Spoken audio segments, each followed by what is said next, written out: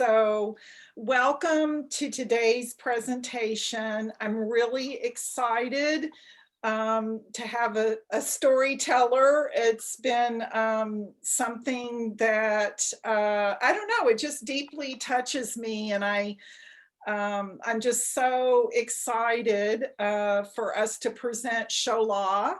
He's from the UK, and I can't wait to be with you during this time together. And I guess I will just presence that we are recording this. So we ask, if you're not speaking, to please keep yourself on mute. And also, we just ask for people to be mindful of the chat room. When things are being shared, if there's too much chatting, it can be a little distracting to hearing what's going on. And if there is a question or something that you want to share, please raise your hand, and we'll find a way for you to ask your question or be called on for your sharing or question.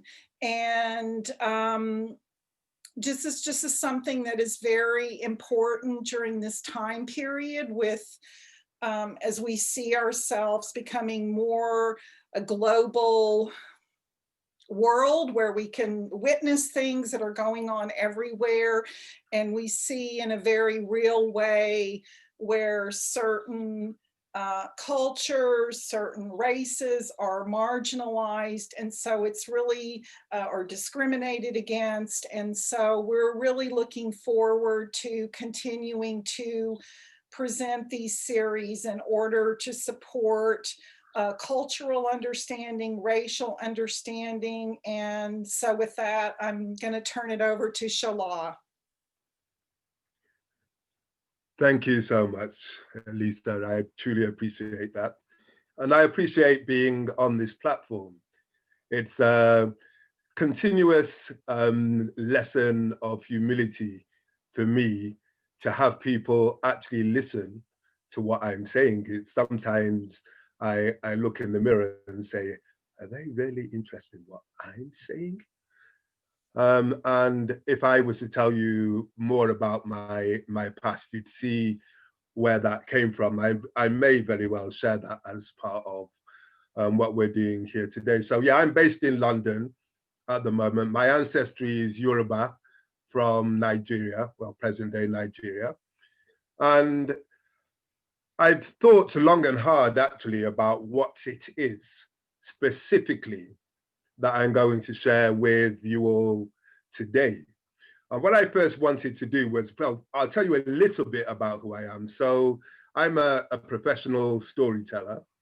I write my own stories, I've authored some, and also I tend to focus on traditional African stories because of the wisdom coming through them. And it's also the way I was educated by my parents as well. So I feel drawn and sometimes driven to share some of the themes from those stories in the hope that they act as catalysts for the development or the processing of other people's wisdom.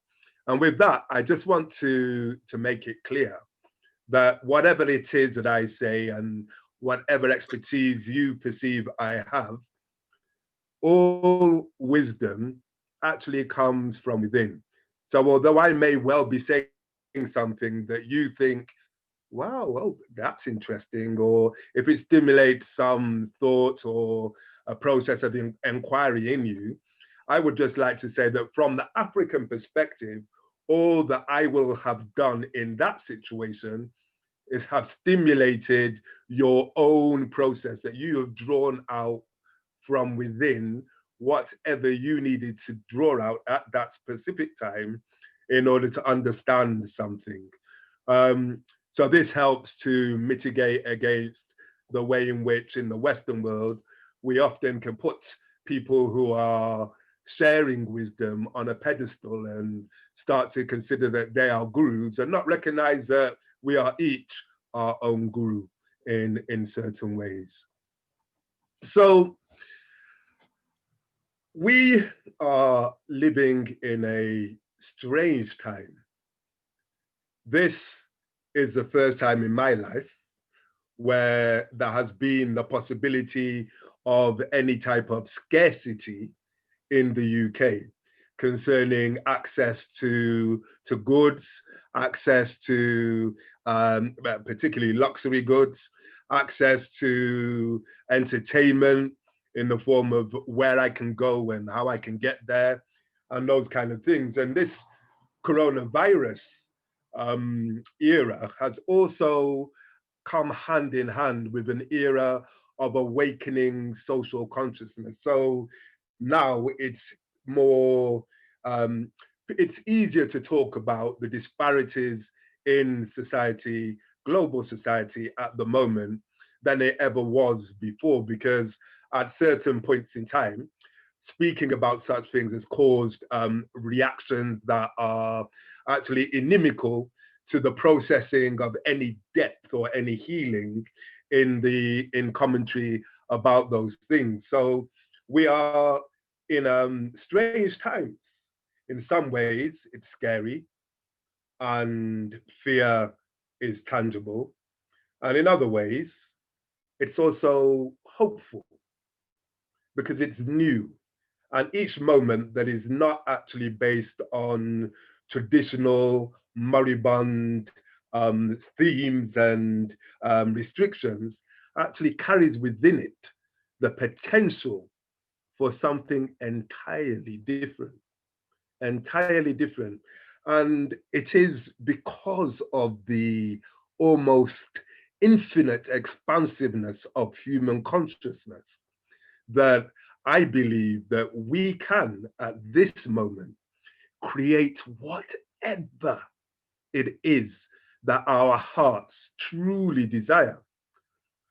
Of course, having said that, it's important to think about what do our hearts truly desire. So we may explore some of those things in this today as well. But I wanted to say that from my perspective as an African man who in the Yoruba culture, we believe that a human being is actually human, not just because they are born, but that a human being develops their humanity, that a human being develops their humanity through really focusing on what we call good character. But by good character, which is iwakbele, as we term it, by good character, we mean being compassionate,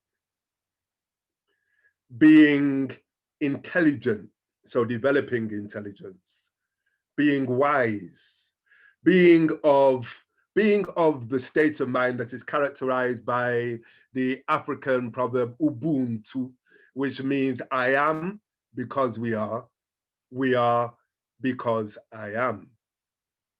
And also being very careful about the footprints we make on the consciousness of other people, because we are aware that our words have vibration, and that vibration can create resonance in the hearts and minds of other people, and that resonance can lead to actions. And so we're very careful about what we say, because if I say something to Narumi Arai, if I'm pronouncing your name correctly, and Narumi is impacted by that and goes on to say something to Kathy Bauer, and Kathy is impacted by that and say something to her children, if you have any, or children that she has influence over, and they act upon it, and something untoward occurs out of that, then karmically, to use an Indian term, I'm responsible because I didn't manage what it was that I was saying. So what we try to do is to always be mindful of the intention behind what we're saying, because the other part of it is that if I intend only good for Lisa Dosha, and Lisa Dosha makes bad of my good intentions, then that is then on her as opposed to me. But if my intention is unguarded and I'm like a shotgun just firing and not really being specific about what I'm saying, then the responsibility can accrue back to me. Having said that, as a storyteller, what I wanted to do today was to explore the theme of courage. This is because we are talking about equity, a more egalitarian world, a world that embodies the virtues that we truly want to see in the world. And this takes courage. It takes courage to stand for what you truly believe. Let me take that back and say, speak from the I. It takes courage for me to stand for what I truly believe. And I imagine that this would be the case for everybody too. Courage, if we look at the word etymologically, comes from the Latin and Old French cor, which means heart. In fact, coeur in French means heart. And courage really means to have heart, to be heart-centered, to allow the messages of the heart to be manifest in our daily life, even when we're afraid of what that means. So that's what I mean by courage. I'm not talking about the hyper macho masculine courage on TV, which is really some kind of foolhardiness where one man rushes into a room full of 500 people and he's got a gun and somehow he shoots all of them and then escapes with the girl, which is the kind of trope of many of the films that we see. It's a completely different kind of thing. So what I would like to do, if you're willing, is to tell you a story and then go from there. So unless I can see anybody go like this, then I'll assume that you want me to continue and I will. Okay, excellent. So African storytelling is in fact participatory. So I will be calling upon you at different times, perhaps in different ways. And one of the ways in which we begin a participatory story in the traditional African way is through call and response. Now, it's at moments like this when I regret that I'm not actually physically present with you all, because the call and response would, in that situation, be very powerful. But because of Zoom, what I would ask is that even though I'm going to ask you to respond, that you still stay muted so that we don't get this cacophony, which is caused by the lag in Zoom. So I'm going to say, in a place far from here, but near to there. And I would like you to say the but near to there part. When I say in a place far from here, then you say but near to there. Okay. So in a place far from here, but near to there. I said in a place far from here, but near to there. I said in a place far from here, but near to there. Densu was taking a walk on the plain of the Serengeti. It was a beautiful day, and he was so relaxed, just walking and chilling, feeling the sunlight warming his very bones. And as he walked, he noticed something that seemed a little bit strange to him. He saw a mound, but the mound was behaving very strangely. It seemed to be expanding and contracting. Being a curious sort of fellow, he walked a little bit closer and saw to his great surprise and horror that the mound was not a mound actually. It was a lion on the plain in front of him. So he did what most people would do.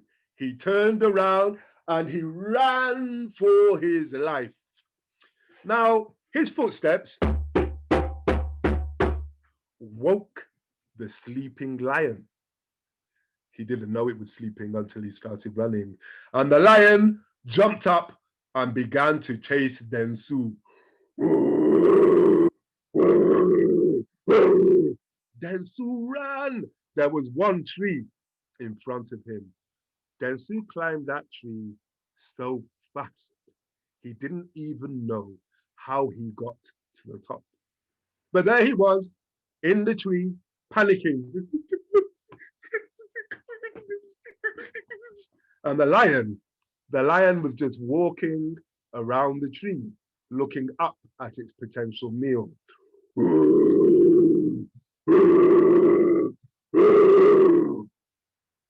Dengsu didn't know what to do with himself. And then he remembered what his grandfather always used to say to him. You see, his grandfather always said, Dengsu, when you are in a situation that you cannot control, control the only thing you can control. Control your breath. And so Dengsu took a deep breath.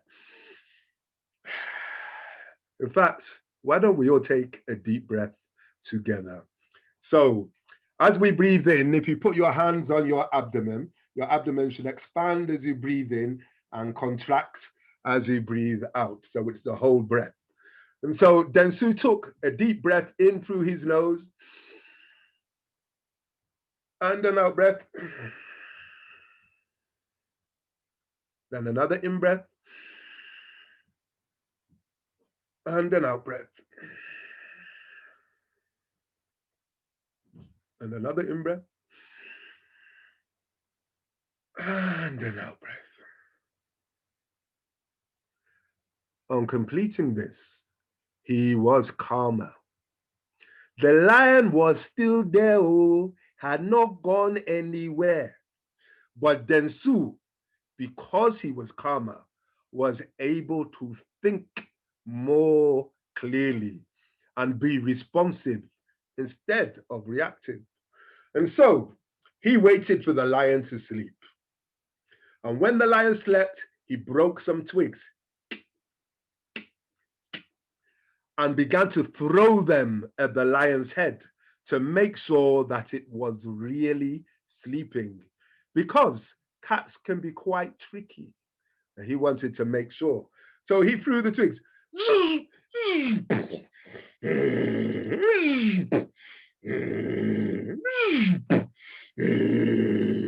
This lion was really sleeping. So Dengsu began to climb out of the tree. Whereupon he sneakily made his getaway. And as he moved further away, elation overcame him, and he made the same mistake he made in the first place and began to run. And of course, the lion woke up and it began to chase him again. But what was different in this case was at this time, there were no trees. There was nowhere to run. Dengsu was backing and the lion was moving forward. And Dengsu remembered what his grandfather, always used to tell him. which was, if you cannot control the situation you are in, control the only thing you can control, which is your just making sure that we are all still awake here. So then Sue began to control his breath. Let's just do one breath this time. So he took a deep breath.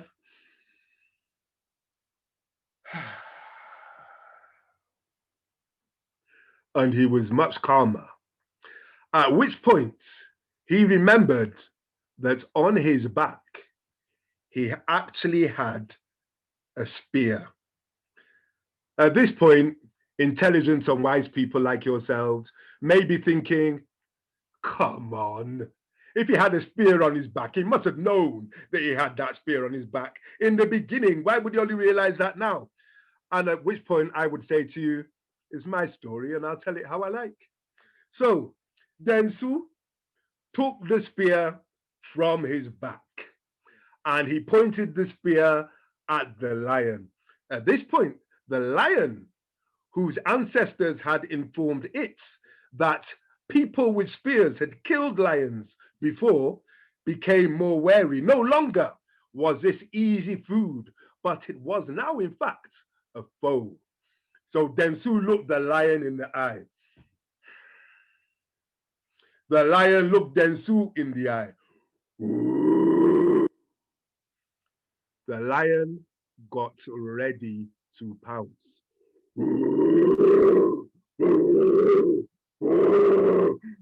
And the lion pounced.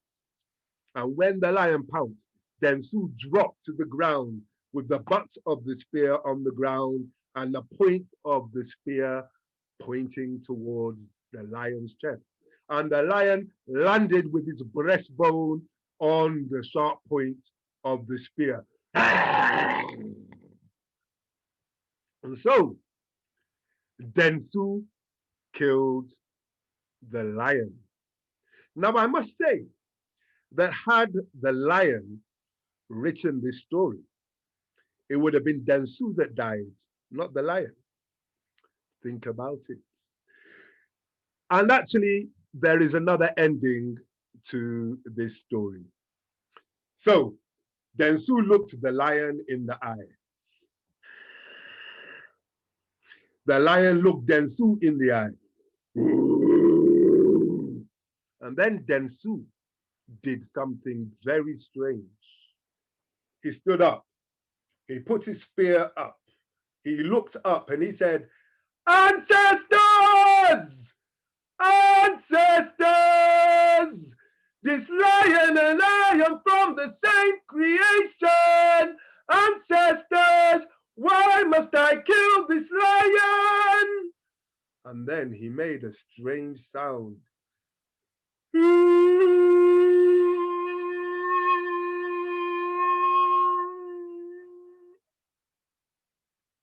And the lion looked at Densu. And then it turned and began to walk away. And Densu took his spear and walked in the other direction. The end. Thank you. Thank you. I appreciate your appreciation. Thank you so much. Thank you. So the story was about courage. It is about courage. It's also about how to transcend fear. And in these times, we are often shown images on the news and also through films.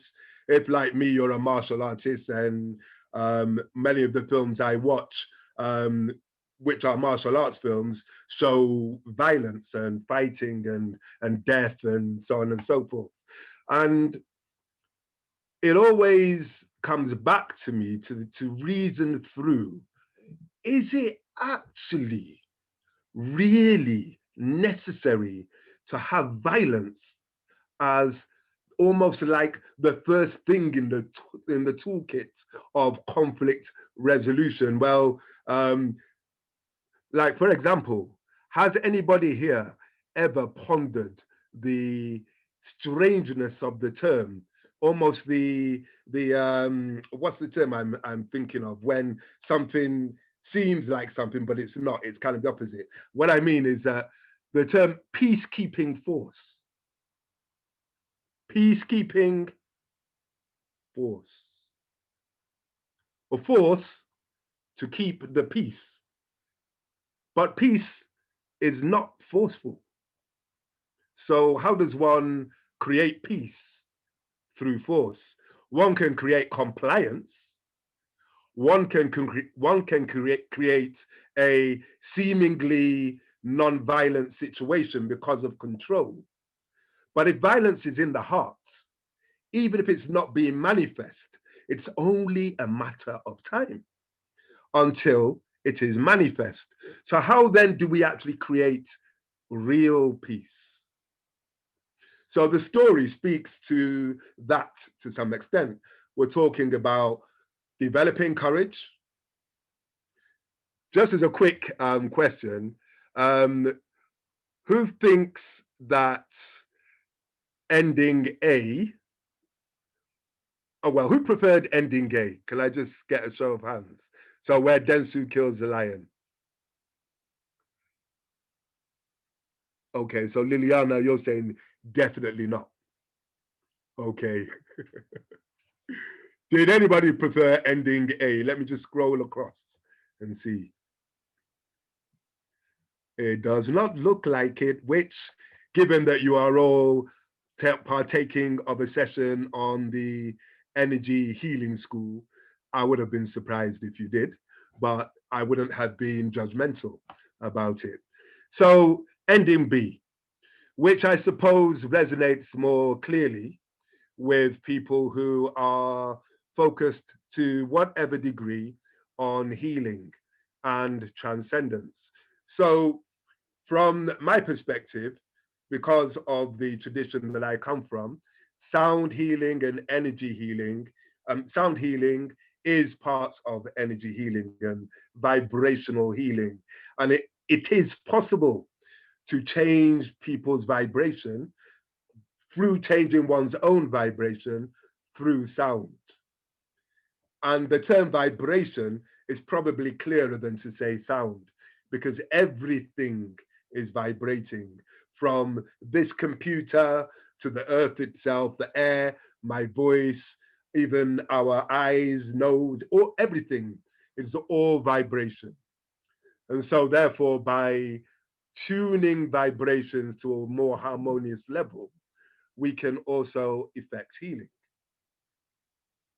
So what Dentsu did was not to confront the lion with a loud noise, but was actually to call upon a higher state of being, which that's why he said ancestors. So the idea not being dead people from the past, but actually a vibrational energy that is transcendent and is not limited by just what we call life, but actually goes beyond and back in time and is in fact eternal in some ways. So he calls upon this energy, and he manifests this energy by bringing it down, if you like, into the present and into the earth through sound or through vibration. And the lion, which is part of creation, responds to this vibration. And it's the vibration that causes the lion to change its mind and go and find something else to do. The first ending is still legitimate because we live in a system in which life comes from death. So animals eat other animals. So do we. We are animals anyway. And plants feed on other plants, animals eat plants. Nearly everything that feeds something else, well, everything that feeds something else dies, it gives up its life in order to do so. The San people of the Kalahari pray before they kill an object of their hunts. And they pray in respect for the spirit that is being given up to nourish them. This is something that we lose because we can get our nourishment in packets in supermarkets. So we're not actually partaking of the process of life and death. And so it becomes something else in that instance. But in the story, that does happen. Hunters kill lions, lions kill hunters. There are just as many, in fact, there are probably more hunters that have died facing lions like that than the other way around. What I wanted to bring the discussion towards then is I'd like to open it up a little bit now. And it's to say, we're talking about equity, an egalitarian world, and we are here in an energy healing school. How do we create an egalitarian world when we are faced with the realities that not everybody wants it? We are also faced with the realities that powerful people will resist an egalitarian world, in the sense that if there is equity, some people will no longer be in ascendance in terms of power, and they will resist this. And this is around any issue. So Lisa mentioned racism, but if we're talking about gender, sexuality, economic privilege, whatever we're talking about, an egalitarian world means that some people will experience it perhaps as a loss, and therefore will not be amenable to the process of the creation of it, even though they may well benefit from it should it occur or when it is manifest. So given those factors and maybe other factors that you yourselves can think of, what would you say? How can we bring such a world into being?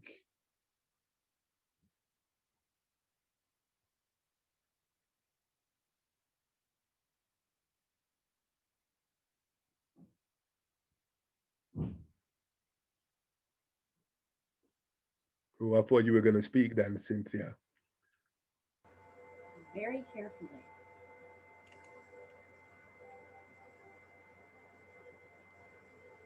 It's a big question, so perhaps I should say that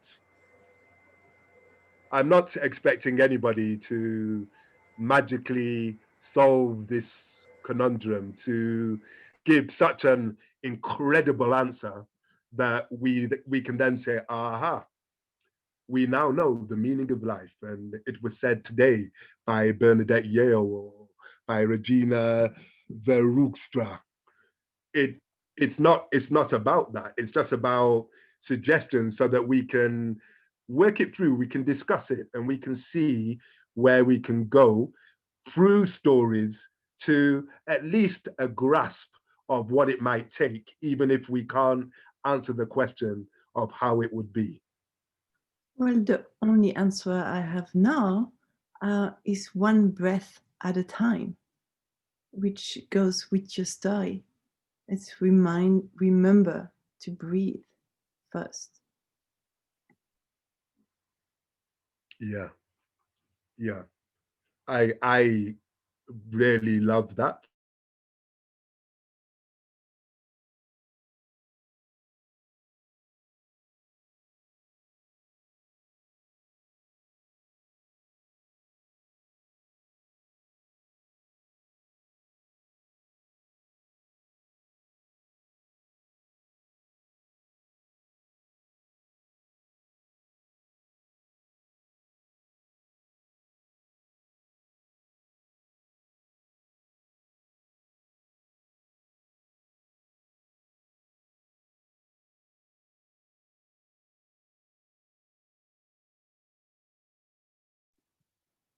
So I'm not sure if we're all frozen.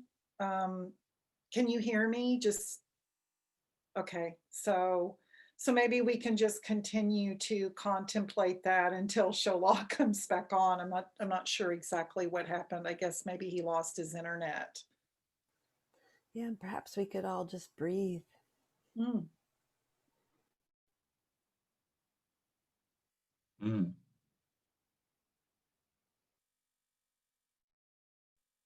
Yeah, he's bumped out of the call.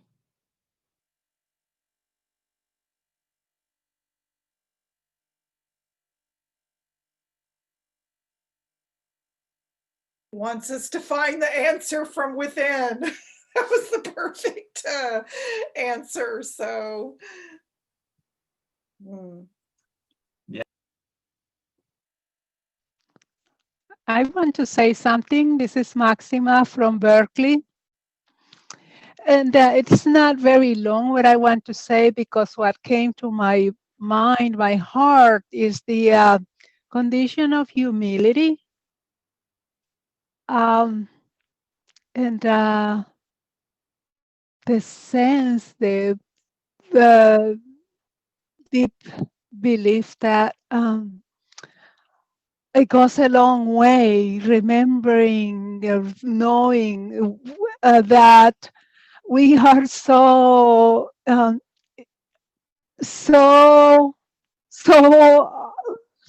huge, but so small, and so we're not greater than anybody. We're not better than anybody, and we can just give each other that we are just the same. We're not more valuable than anybody, and not deserving of more or less. We are here to be, be in our journey, and be the best. The best we are, be shown, and the kindness and the love that we have to be shared. And just remember, humility is, as I said, it's not very much, just that word. That's feeling of feeling I am you, and you are me. Thank you.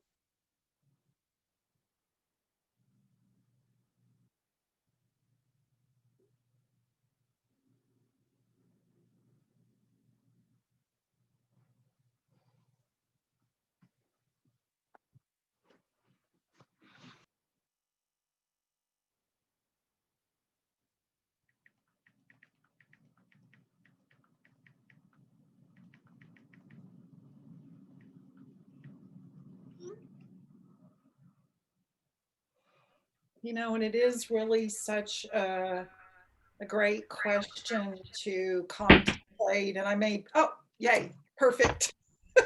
Yes, I'm back. We had a temporary energy outage, which is really weird, and the internet just disappeared. So now I'm using my phone. So even if the internet goes again, my phone will still be operated. So I'm using my hotspot. Okay, so it looks like the discussion was still continuing anyway. What was anything? Did I miss anything that I need to hear, or that I would be interested in hearing? Well, Maxima just shared that she felt like humility was a very important attribute of seeing when one group is treated differently than another group. And Maxima, you can certainly feel free to share yourself. I don't mean to take your thunder away. I love what you're saying, Lisa, and I'm happy to hear you and others too. Thank you. But thank you, Sola, and I appreciate you being here. I want to take this opportunity. Thank you for this story. It's amazing. I'm very touched. My name is Maxima, and I am calling you from Berkeley, California. I'm in the second year here in the school. Thank you. Thank you, Maxima. Thank you. Thank you. And actually, should we, with you saying that, I'd like to just retrack a little bit. And by retracking, what I mean is, I would like to go back to the idea of how we introduce ourselves, because we're all, I see, as Lisa said, we're from different places. So if when you speak, if you will say where you're at in the world at this moment, just so we can get a sense of where people are and where they're from and who's here. And also, I wanted to make some agreements with you that I should have made at the beginning. So my first agreement, and notice that this is not a ground rule, it's dependent upon your agreement. So my first one would be no put downs of self or others. So we're all big people here, and we know that if we put each other down, then we make the space not so safe, and people may resist speaking if they feel that they're going to be judged for doing so. And in the UK, certainly, we have a very banter-driven culture. So putting people down is part of the humor, which is why I raise it here. But perhaps more importantly, is not putting ourselves down. You see, for example, we may have a point of view, but we may not share that point of view because we're listening to our internal dialogue, which is saying something like, oh, you're going to sound so stupid if you say that. Or something like, people are going to laugh at that. I mean, what are you talking about? That's crazy, etc. Now, that dialogue is there to protect you in some ways. So it's not to savagely try to get rid of it. However, if perhaps you give it a little stroke and just say to it, just for today, just for now, leave me alone and let me express myself. Then be in the moment of not putting yourself down, or we not putting ourselves down. Also, to listen well, which I can see is occurring. I'd like to share with you this notion that when we listen well, we are listening from our hearts. We're actually paying attention, i.e., paying, giving a gift, an energetic gift to those who we are listening to of our attention. We are paying them with our attention, if you like. So to listen well, to be willing to try new things. Now, we're not going to do too much that's out of the ordinary here. However, if something does feel new, then consider this. Everybody has a comfort zone, and if you imagine that as a circle around you, and at the edge of that comfort zone is the learning zone. Beyond that is a panic zone where one might be like, oh my God, what am I doing here? But in the learning zone, it can still feel uncomfortable. But the discomfort is evidence of learning. It's evidence of moving into territories as yet uncharted. But actually, it's only by doing new things that one can actually learn, or embracing new concepts. So it's the agreement they ask is to be willing to try new things. Participate fully. Some of you may be introverts, some may be extroverts. Some people, full participation might be loud and big. For other people, it might be small and quiet. You know yourself, so you participate fully according to how you are, and that is fully welcome. And then the last one is a reiteration of what I said in the beginning when I expressed that the wisdom was in you. And the wisdom here is in the group. So if you are willing to share your reflections, we will all benefit from that. So, no put downs of self or others. Listen well. Be willing to try new things, participate fully, and be willing to share your reflections. So, if you are in agreement and willing to do those things, if you go into your reactions and you just give me a thumbs up like this, then I know that we're on and we can continue in a very respectful way. Oh yeah, you can just show me your thumb. Yeah, fantastic. Great. Great. That's wonderful. Thank you, people. Excellent. Now, if we were to all together, if we were actually in the same room, we would do something to seal the deal. So let's just do it anyway, just because. So if you just raise your hands like this, and since you've all said you're in agreement, then after 3, so I'm going to count 1, 2, 3, and then we clap at the same, which will look different actually because of the lag, but we clap at the same time and just say yes together. So 1, 2, 3, yes. Excellent. That's great. Okay, so we've thought a little bit about what it might take. I heard about breath. I heard about humility. There's something that has really been bugging me, because when the very graphic killing that we all know about, which resulted in George Floyd, which resulted in the furore that happened around the world, the reaction of outrage, disbelief and disgust, and also reactionary outrage too.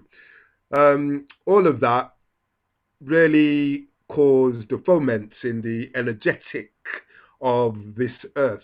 Things changed. People began to see things in different ways. In some cases, people felt as if the scales were removed from their eyes.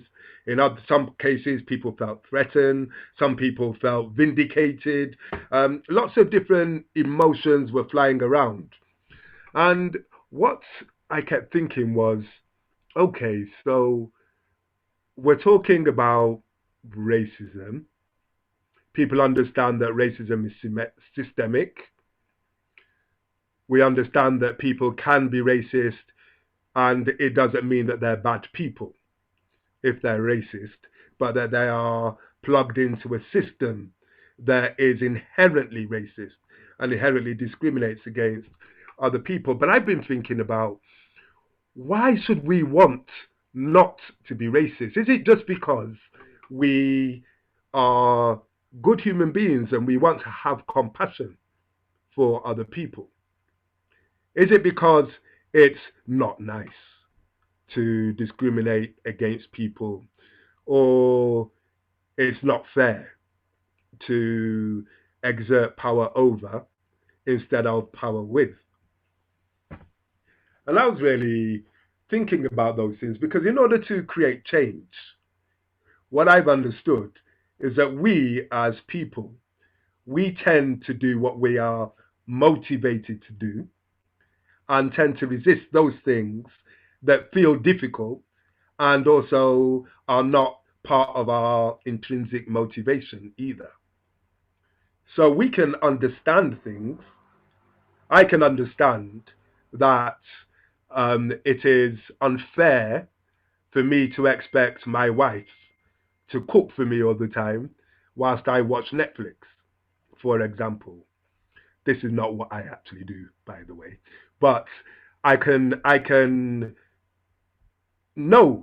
feel that it's fair. I can understand it, but it doesn't mean that I'm going to do anything about it, because after all, being served delicious meals whilst watching Netflix kind of feels nice, you know. And the alternative is for me to stir myself and actually go and do something.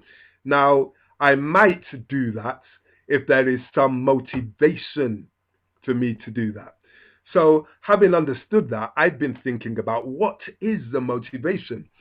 And the only thing that I could come up with really is that if we do not respect all humans, then we are actually missing out on our own development. Because, for example, if we believe that we are superior to, let's say, the culture of India, if we had that as a notion, we probably would not be interested in learning to meditate. We probably would never be interested in yoga or pranayama and those various things which come out of India. Now, if I was to ask you, what are those things then which correspond to pranayama, to yoga, to meditation, which come out of Africa? I wonder if you would know. And I wouldn't be surprised if you didn't. I mean, just out of interest, is there anybody that knows? And again, this is not a judgmental thing, because I, as an African, didn't know until I did my own research.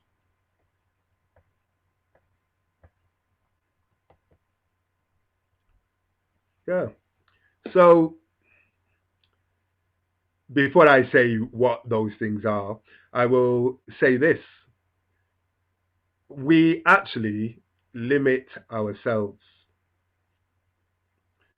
Racism, and I think that perhaps the most terrible impact of racism has been to prevent humanity as a whole from learning from very ancient cultures just because they are black.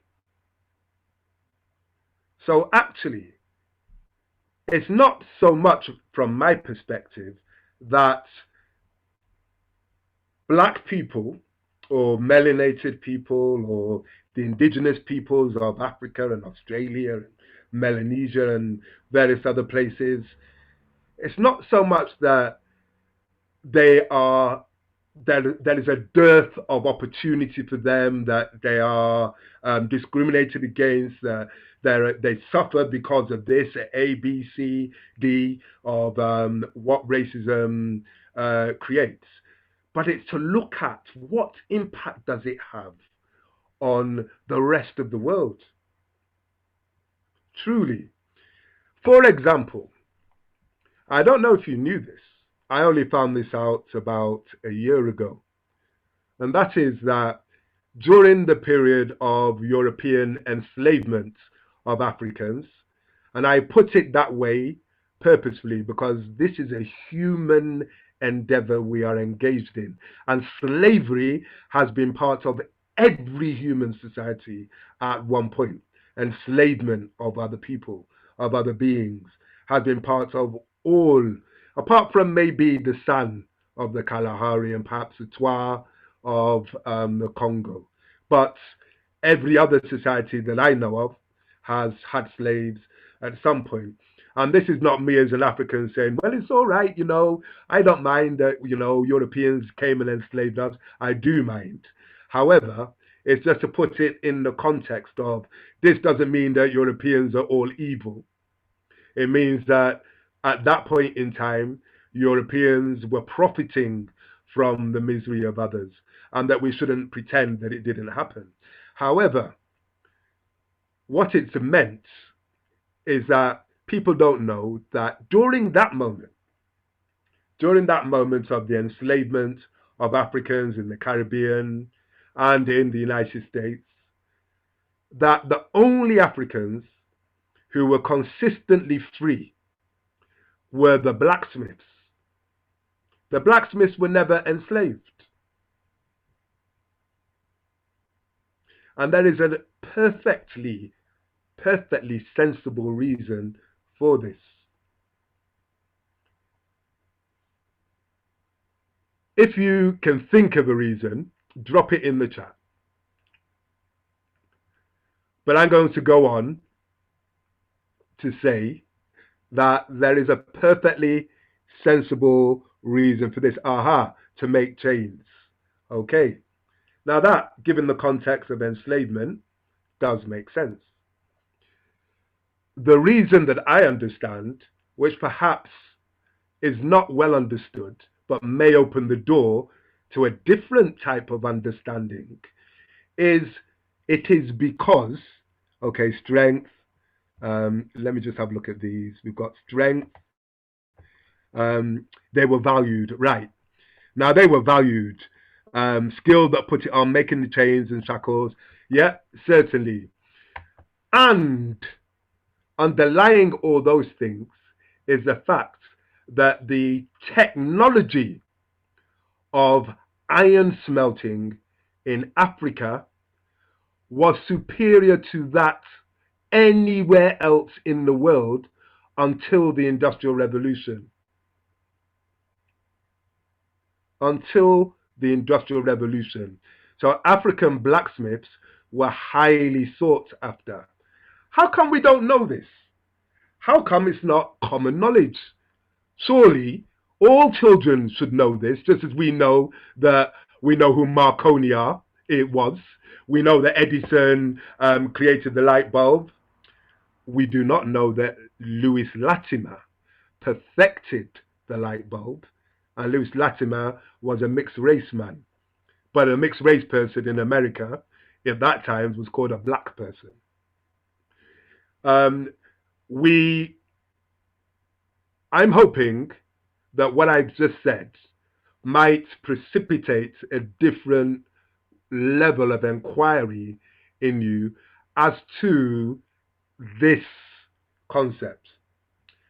Growing up in the UK, I learned that the civilizations of Africa, remember I'm an African, I learned that the civilizations of Africa were barbaric and benighted until the Europeans came. And the Europeans came with the enlightenment of the Bible and also of science. And the Europeans showed us poor barbaric natives how to think, how to have civilization, and how to be civil with each other, if you like. I actually believed this for many years.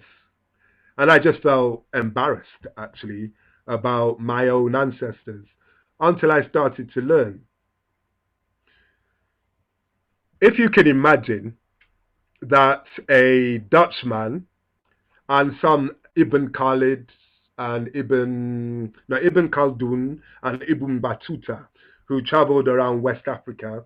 Ibn Battuta, I think, in the medieval period, so the 14th century, maybe a bit earlier. Ibn Khaldun a bit later, perhaps the 15th, 16th, maybe even 17th centuries. When they encountered cities in Africa, they were amazed. They weren't amazed because they were in Africa, because at that point, the idea of African barbarism was not a universal standard. At that point, people knew that in Africa there were civilizations. And so what they were amazed by was the fact that they saw sanitation. There was not a situation where people were shouting "Gadilo" and throwing their waste out onto whichever unfortunate person was passing below them, but they used rivers for sanitation. They had straight streets. They were architecturally magnificent. They had courts with judges. My mum tells me, just so that this will give you an impression of whether or not it's true, when it was said that there was no crime in those cities. My mum tells me, so my mum is not 500 years old, honestly. So she wasn't around then. But my mum tells me that when she was a young girl, in her village in Abeokuta, which is in southwestern, what is now called Nigeria, that the market women would have, women in West Africa, the women control the economy, not the men in those times. So the market women would have two baskets. One basket would be full of stones, one basket would be empty. These women would take breaks, frequent breaks, and when they were away from their stalls, anybody that came would take goods and take a stone and place it in the empty basket. When the market woman came back, she knew how many people had been because of the amounts of stones in the basket. And those people would always come back. It is so much part of African culture that it's in the stories as well. So it's in ancient stories, this trust that people had for one another. And it's also part of the reason why Africans react so badly to theft as well, perhaps overcompensating, but it's part of the reason underlying that. Now, I say this because surely it behooves us to make inquiries as to how can people live in a city and not have a police force and yet still be peaceful? How could that be? So what I'm suggesting to you is that there are cultures in which it has already happened. So it's not so much about visualizing and inventing new ways. It's more about studying where it has happened already and then seeing what we can bring from there into the modern period. I'll quickly tell you about a man that inspires me. He's called Yaya Diallo, and actually he's a resident of the United States, but he's from Senegal, and he's a master drummer. Now, when he was going through his apprenticeship, he was, like all teenagers, really impressed with his own skills. And also, because he was really impressed with his own skills, he didn't really want to listen to his master, to his teacher. Anybody else ever experienced teenagers who don't really want to listen to what is being said? Because teenagers know best. They know everything there is to know. And what you know, well, that's the olden days. It doesn't apply today. That's in your time, etc. So anyway, I know this because I said it myself and then was discomfited when my own children started saying it to me. So he wanted to drum. He was good at it. Everybody said so. He was a prodigy. And so when his master told him, what you need to do in order to progress is to go and sit by the Iroko tree and just listen to the town. He was depressed. He said, just sit there and listen. Yes. What for? Just listen. Yes, yeah, okay. I understand what you said. You said listen, eh? That's right. What exactly am I listening for? Just listen and you will see. Yeah. Can't you just give me something, a little clue what I'm supposed to hear? Am I supposed to just sit there? That's right. Sit there until you know why I told you to sit there. Now just imagine when you were 13 or 14 and you knew that that was your task. To just sit down without knowing what for, but to stay there until you knew. I know myself. That would not have sat easy with me. I'd have been so irritated. I would have probably got up when he was gone and then hid and then done something else, etc., etc. But anyway, Yaya Diallo, being a dutiful son of his people, the Nyanka people of Senegal, he sat there. He fell asleep. He woke up. Still didn't know what he was listening for. He went to bed that night knowing that he was going to spend another day doing the same thing. He was frustrated but he sat there. Anyway, at some point, he fell asleep. And you know that period in between sleep and waking where it's a kind of a liminal time where you feel sort of, it can feel very expansive or very strange, or intuition can happen at that time, and messages can download, and we can impact on visualizations that we may have at that time. So he was going through one of those moments, and suddenly, as he listened to the town, and he heard the women pounding the yam and singing, and he heard the blacksmith, kunsk, kunsk, kunsk, kunsk, and he heard the farmers in the field, whoosh, whoosh, whoosh, and he heard the sound of people's voices and footsteps, and he began to understand that taken together as a whole, so almost like having peripheral hearing, if we apply peripheral to our hearing instead of our vision, through his peripheral hearing, he was able to hear the whole town as a symphony of sound. And when he said this to his teacher said, aha, now you understand. This is part of the role of a musician. This is the healing aspect, because you need to be able to hear when there is dis-ease, when people are not well. If a village is not well, if it is governed by selfishness, by wickedness, or by people trying to have power over instead of power with, it will not sound like a symphony. It will sound like a cacophony. It won't be resonant. So he learned that. And he wrote a book about it called The Healing Drum, actually.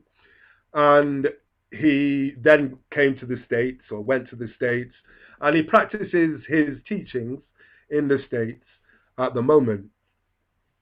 So are we to ignore that type of learning because it comes from a black person?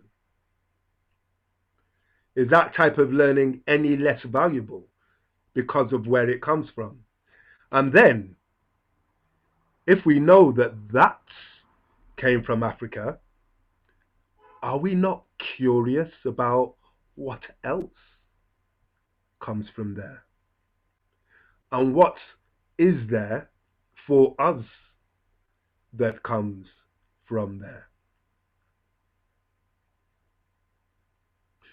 So for me, that's been the thing that I've been really mulling over when it comes to ideas of racism.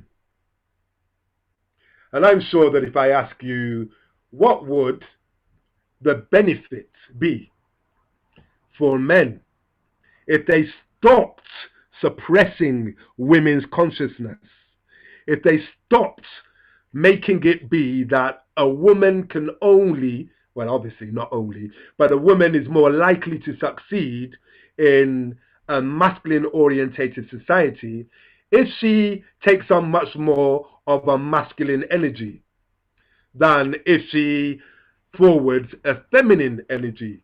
What is it that the world is losing by focusing on masculinity as though it is the only worthwhile paradigm? And then what is the world losing by focusing on whiteness?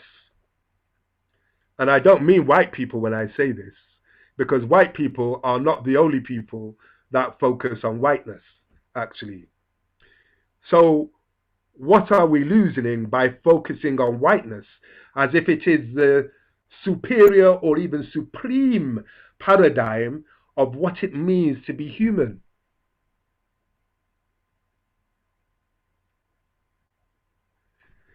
These are all questions. I actually don't have the answers, but I have lots of questions. And I would like to try something with us, actually, if we're willing. Could I could I have, how we'll do this, I'm going to get 5 volunteers. And then once I've got the 5 volunteers, what we'll do is we'll all switch off our videos except for the 5 people. So that we can, and I think that when that happens, Zoom will put those 5 people into the center for everybody so that everybody can see those people. So, hoping that you trust me, I'm not going to do anything nefarious or embarrassing. Are there 5 people who are willing to volunteer? Okay, so Cynthia, Estefania, Lisa, AD, and do we have somebody else? I'm scrolling through. And Regine. Okay, so will you keep your videos on, and will everybody else turn their videos off, please? Just do a time check.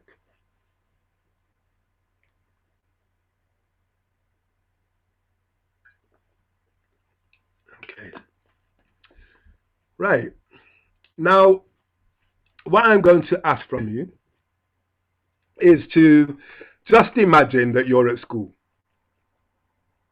And I want you to just think about how it was for you at school, or to imagine a child at school that you know and think about how it is for them. And then what I'm going to do is I'm going to come around and virtually tap you on the shoulder by calling your name.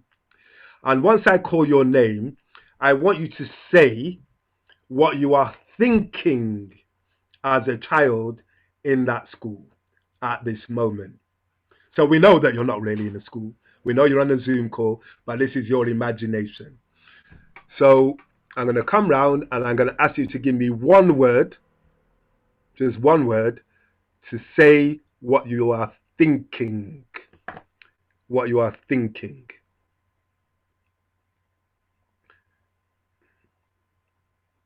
So I'm going to begin with Lisa. So if you'll just unmute yourself and say that one word. Possibility. And I'm going, thank you, Lisa. And I'll just go across. So Estefania. It's hard. It's hard. Excellent, thank you. AD. What's your name, AD? My name is Alex. Alex, thank you, Alex. Bored. Bored. Okay, Yeah. thank you, Alex. Cynthia.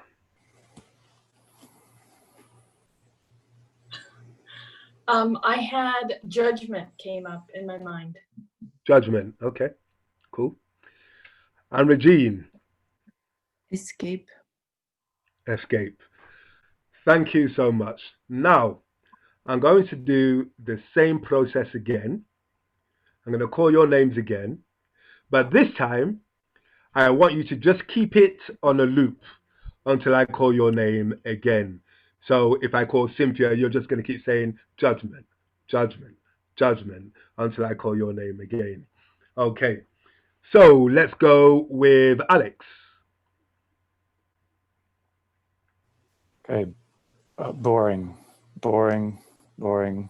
Boring. Lisa. Boring. Possibility. Boring. Possibility. Boring. Possibility. Boring. Regine. Boring. Possibility. Boring. Possibility. Boring. Boring. Boring. Boring. Estefania. Boring. Possibility. Boring. Hard. Boring. Hard. Boring. Boring. Hard. Boring. Boring. Cynthia. Boring. Boring. Boring. Judgment. Boring. Boring. Judgment. Boring. Alex. Boring. Judgment. Hard. Boring. Judgment. Boring. Lisa. Judgment. Boring. Judgment. Hard. Cynthia. Hard.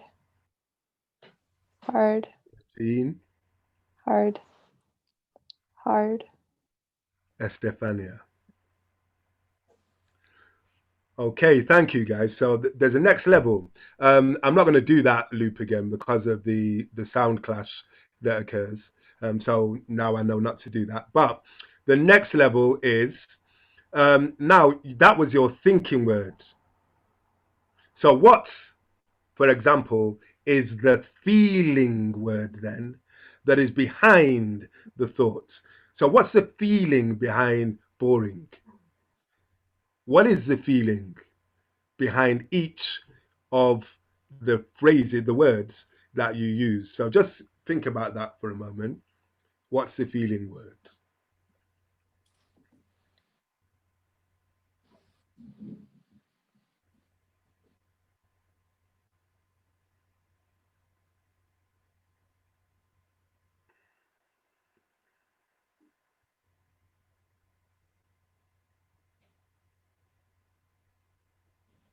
Okay. So I'm going to start with you, Regine. Fear. Pardon? Fear. Fear. Okay, thank you. So you're feeling fear. Cynthia?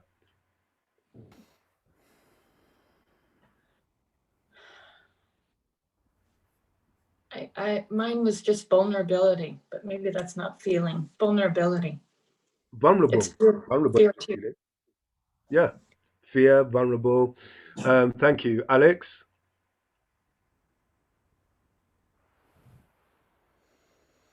Disconnected. Disconnected. So you're feeling disconnected, yeah. Estefania? Anxious. Feeling anxious. And Lisa? Excitement. Feeling excitement. Okay, excellent. Thank you. Now, this is the final level, although there are more levels. So, what about if you think about the need behind the feeling? The need behind the feeling. So, what's the need behind excitement? What's the need behind fear and feeling vulnerable? What are the needs? So, just focus on those for a moment.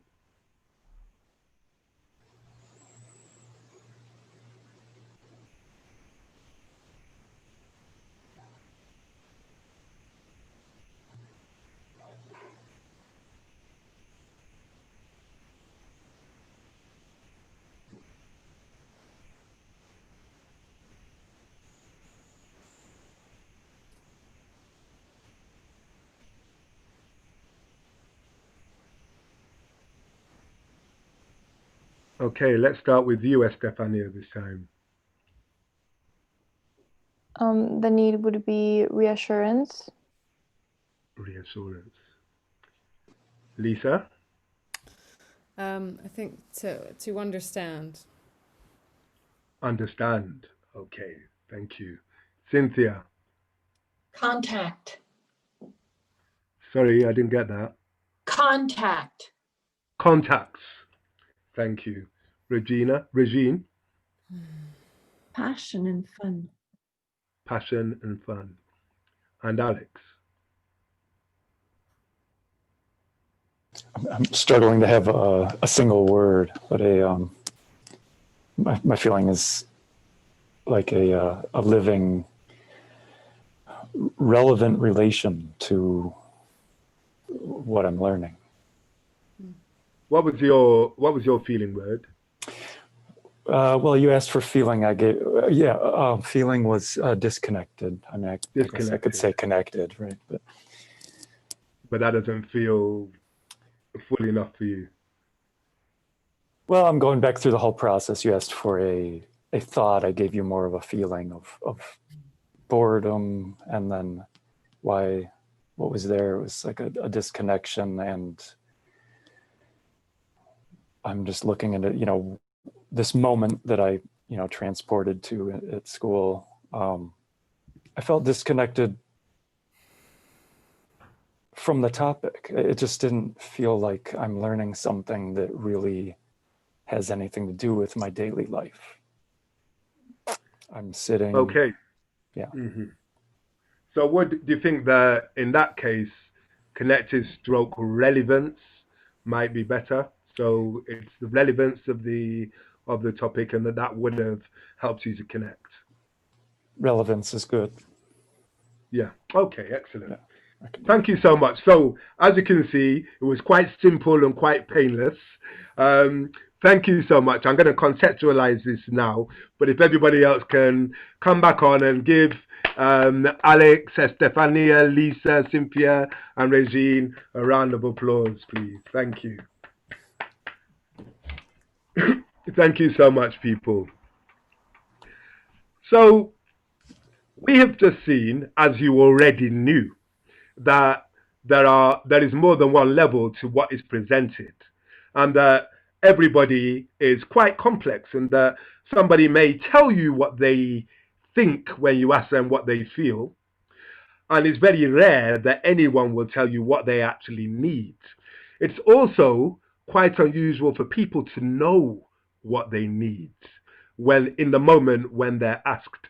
And when you think about the policies to do with trying to mitigate against things like racism, we are often confronted with terminology like eradicating.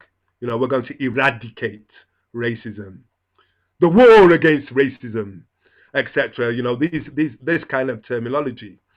Now, that doesn't really meet anybody in the place where their needs are expressed.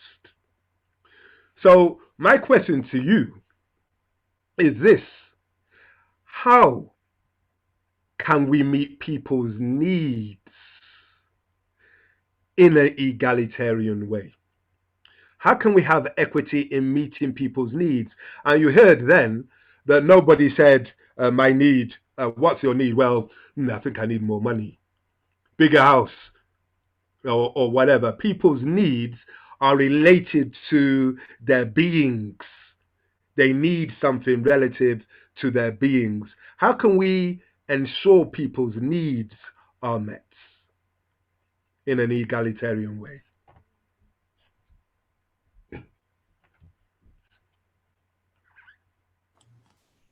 We could find out what they are. We could find out what they are. And, oh, I thought I heard another voice then. Yeah, Alex, are you going to say more?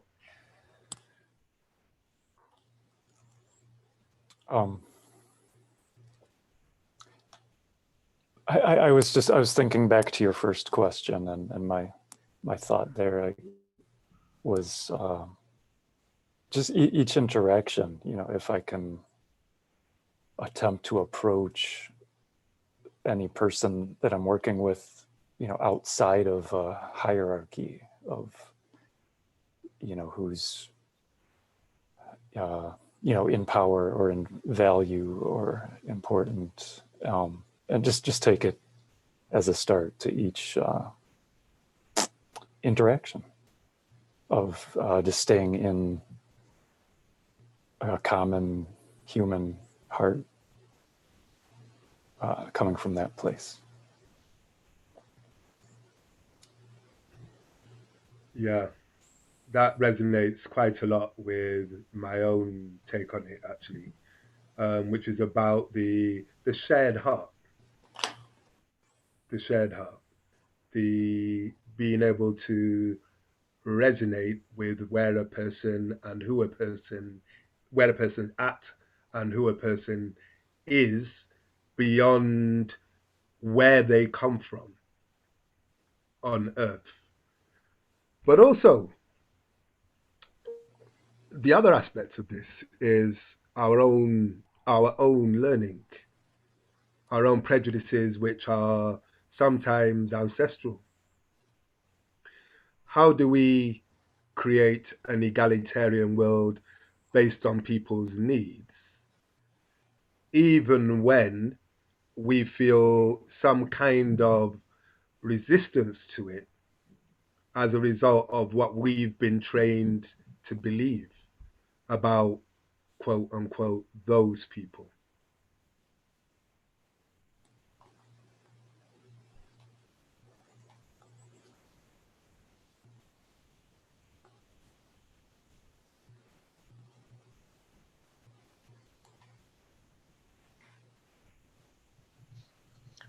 Hi, Cynthia. Hello.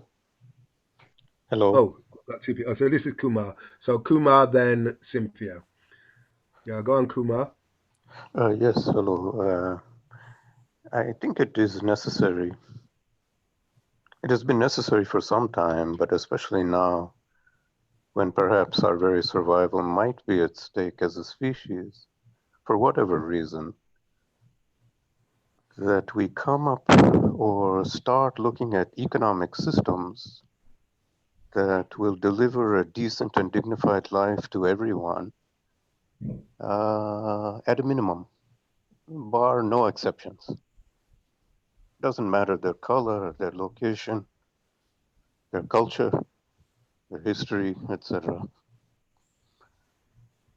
Because capitalism obviously is not a system of egalitarianism.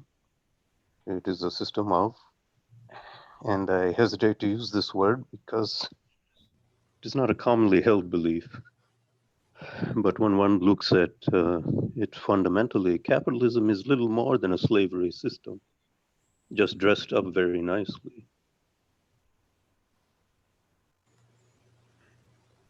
Thank you, Kumar. Whereabouts are you based? In the U.S., in Ohio, Southwest Ohio, Mr. Sola. Southwest Ohio. Thank you. But I am from Chicago. You're from Chicago. Thank you. The Chicago area, yeah. Okay. Cynthia, do you want to come in, or shall I respond to Kumar? Go ahead, respond. Okay. Well, first of all, if you spoke, I agree with much of what you said. And I think that it has, there's a wisdom in looking at the economic situation, because economics it has such a wide-reaching impact on so many things. Maslow's hierarchy of needs puts food and shelter at the bottom, and food and shelter, and certainly the access to food and shelter, are defined by economics in this world.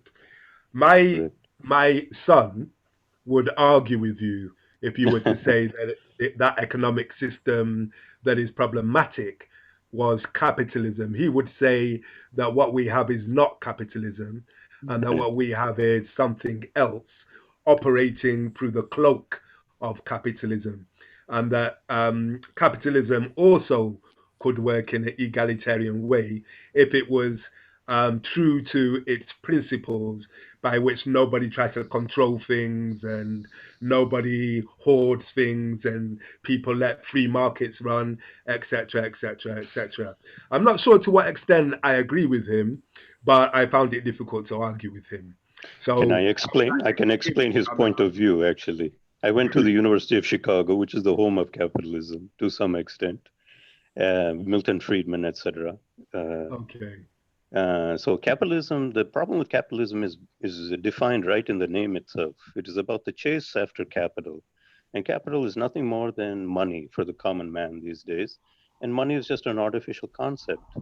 If you have a system which makes capital scarce and not abundant, unlike nature, which makes air abundant, air is essential for survival.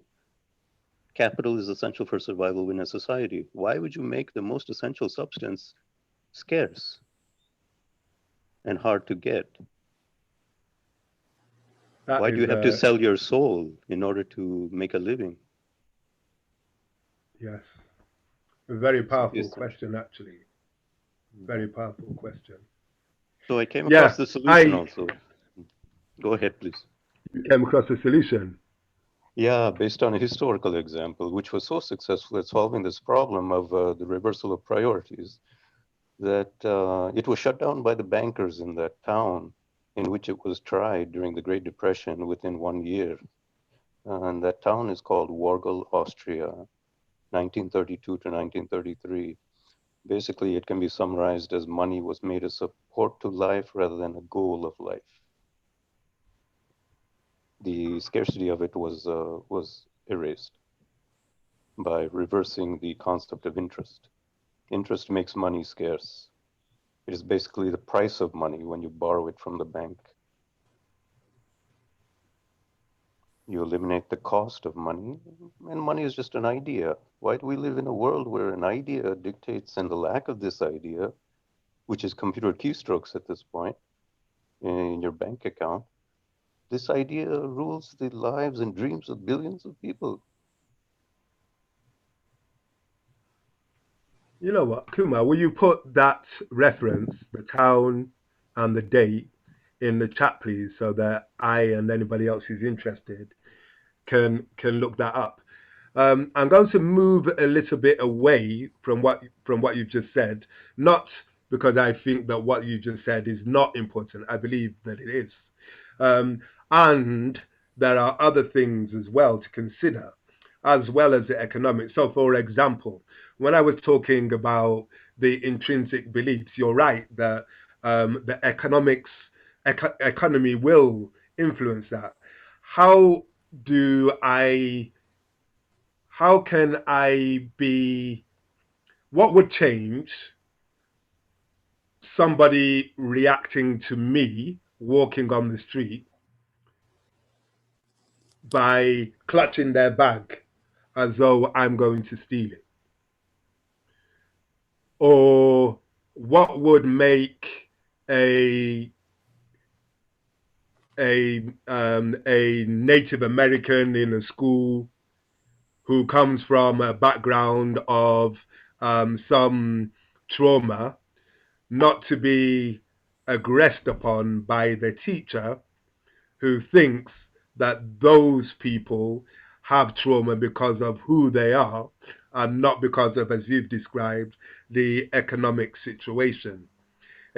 I'm talking about here changing hearts and minds as well as about changing conditions.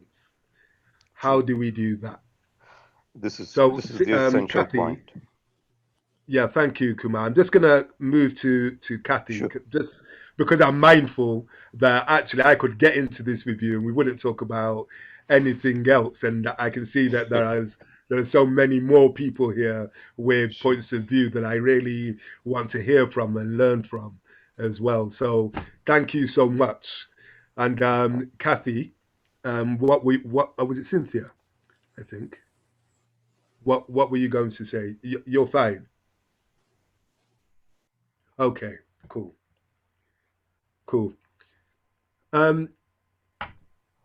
Yes, Estefania. Well, to answer the question that you were asking, that what could we do to not think, like to avoid those type of reactions or actions towards those people, would be to just learn and to unlearn things that we've been taught, or like we might think that we know about a certain culture because of very little things that we've heard here and there, or because of very big things that we've heard. And so just questioning them and doing our own research, or just reaching out to people that are different from us, and learning about them. Yeah.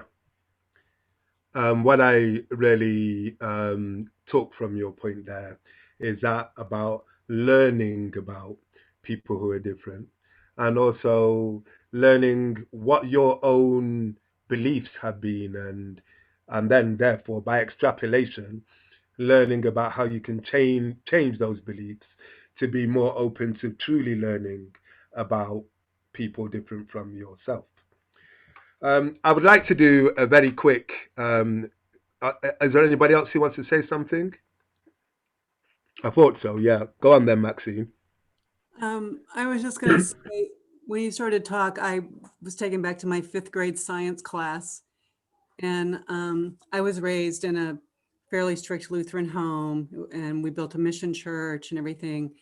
And this teacher was so brave because he was teaching 5th grade science, and at one point he asked the entire class why we believed what we believed. And he specifically was asking that religiously, but I think in other ways too. He was really pushing the envelope back then, because I'm now in my 60s. And I remember that moment so clearly, and coming into myself thinking, why do I believe? And I gave some pat answer, and he just said, no, I think it's because it's what you've been taught and what your parents have taught you and what the institutions have taught you. And, you know, like, I guess I say that because 5th grade, you would think that would be really young to get that. It really changed the course of my life. It was like at that point, I was like, I am going to someday be able to take the time to know what I truly believe. Taking it to the next step for me to have the bravery and the courage to actually openly ask someone else what they do believe and why they believe it, also then opens my willingness to accept the differences, you know? And it's something that I work on all the time because I do a lot of immigration and racial justice work and such. So, so anyway, thank you, because this is great. Thank you. You're welcome, and thank you for that insights as well. The courage to ask, why do you believe what you believe? I think that's a very powerful question. It's a powerful question. I would like to do a very quick visualization with you. I'm aware of the time, so it's 8:38 here. So what's that, 3:38 where you are? So we are in that zone where people may start dropping off just because of the time. If you're able to stay for this, then that's wonderful. If you have to go, then thank you so much for being part of this process till now. And I really appreciate your time and the energy that you brought to this whole discussion. So creative visualization. What it means is that in a moment, I'm going to ask you to close your eyes or soften your focus if that's difficult for you. And then I'm going to ask you to just listen to what I say and try and follow what I say and where I'm going to lead you with my voice. Now, there's no way to get this wrong. You might see glorious technicolor, superb visions, etc. You might see in black and white. You might see very little. You might not see anything. You might go to sleep. It might be more sound. Whatever it is, you might see yourself in, I don't know, in some shopping mall somewhere, buying stuff. Whatever it is that you see is perfectly fine. That's just your mind processing things. So don't be down on yourself if you don't follow me entirely. It's perfectly fine. And what we're going to do is we're going to go on a journey to a land to meet our future self.